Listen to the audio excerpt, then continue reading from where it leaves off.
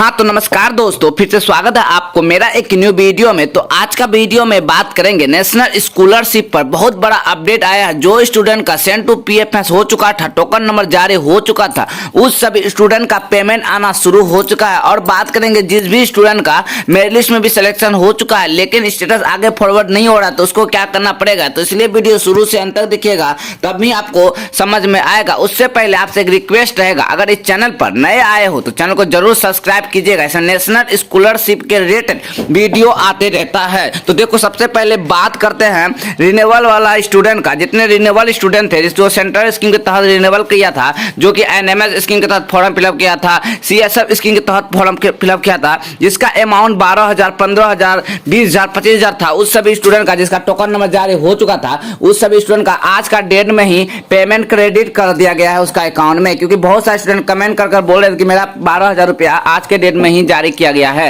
And बहुत सारे student का एक अमाउंट उसके अकाउंट में जमा हो चुका है, यानी क्रेडिट हो चुका है। और बात करें फ्रेशर का, फ्रेशर का भी जो स्टूडेंट सीएसएस स्कीम के तहत फॉर्म फिलअप किया था फ्रेशर में, जिसका टोकन नंबर जारी हो चुका था, सेंड टू पीएफएस हो चुका था, उसी स्टूडेंट का ही पेमेंट आया है, अन्यथा और स्टूडेंट का नहीं आया। जिसका अभी तक सेंड टू पीएफएस नहीं हुआ है उसका पेमेंट नहीं आया। देखो, बात करते हैं जिसका मेरिट लिस्ट में भी सिलेक्शन हो चुका है, डिस्ट्रिक्ट या तो स्टेट नोडल ऑफिसर भी वेरीफाई कर दिया गया है, बट उसका अभी तक प्रोसेस में अभी तक मतलब आगे फॉरवर्ड नहीं कर रहा है, आगे प्रोसेस नहीं जा रहा है। तो देखो, उसको क्या करना पड़ेगा, सबसे पहले अपना स्टेटस चेक कीजिएगा कि आपका स्टेटस क्या शो कर रहा है। देखो, सेंड टू पीएफएस होने में थोड़ा लेट लगता है, तो लेट इसलिए लगता है जो आपके द्वारा जो बैंक अकाउंट प्रोवाइड किया गया है नेशनल स्कॉलरशिप पर, आपने जो बैंक अकाउंट दिए हो उसको अच्छी तरह से जांचा जाता है कि यह स्टूडेंट का बैंक अकाउंट आधार से सीडेड है कि नहीं है, आधार से लिंक है या नहीं है। आधार से सीडेड अलग होता है, आधार से लिंक अलग होता है। चेक करने के बाद अगर सब चीज सही पकड़ाया जाता है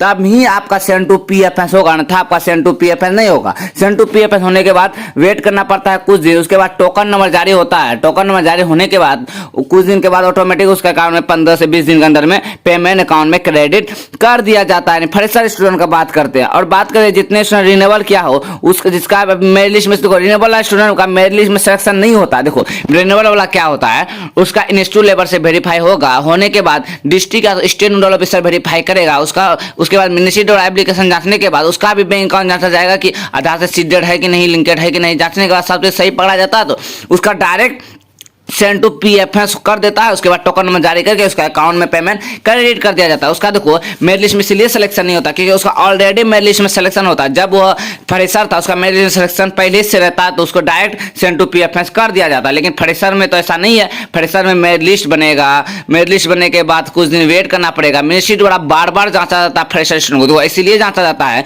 बहुत सारा फेक स्टूडेंट क्या करता है, अप्लाई कर देता है, अप्लाई करके इंस्टीट्यूट लेवल से पेमेंट देके, डिस्ट्रिक्ट नोडल ऑफिसर से पेमेंट देके, स्टेट नोडल ऑफिसर से पेमेंट देके वेरीफाई करवा के एप्लीकेशन आगे फॉरवर्ड कर दिया जाता है। इसके तहत पेमेंट उसको मिल जाता है। इसलिए मिनिस्ट्री द्वारा इस बार बार बार एप्लीकेशन को जांचा जा रहा है, इसलिए आप लोग का लेट लग रहा है, इसलिए लेट लग रहा है। लेकिन पेमेंट आपका हो सके, जिसका मेरिट लिस्ट में सिलेक्शन हो चुका है, जिसका student state nodal officer, state nodal district या तो स्टेट नोडल ऑफिसर वेरीफाई कर दिया तो उसका हो सके कि मई के लास्ट वीक में पेमेंट अकाउंट, मई के लास्ट वीक में स्टेटस चेंज हो जाए, यानी सेंड टू पीएफएस होकर टोकन नंबर जारी जैसे ही होता है पेमेंट अकाउंट में क्रेडिट कर दिया जाए। क्योंकि बहुत दिन से स्टूडेंट कमेंट करा कि मेरा बहुत दिन से स्टेटस ही चेंज नहीं हो रहा, तो स्टेटस चेंज होने में थोड़ा टाइम लगेगा लेकिन स्टेटस चेंज होगा। क्योंकि जिसका मेरिट लिस्ट में सिलेक्शन हो जाता है उसका 100% है कि पेमेंट आपका मिलना ही है। चलिए, आज का वीडियो यहीं तक रहता है। अगर कोई डाउट हो तो आप हमें कमेंट करके पूछ सकते हो, कमेंट का जवाब आपको मिल जाएगा। और मेरा टेलीग्राम चैनल पर अगर ज्वाइन नहीं हुए हो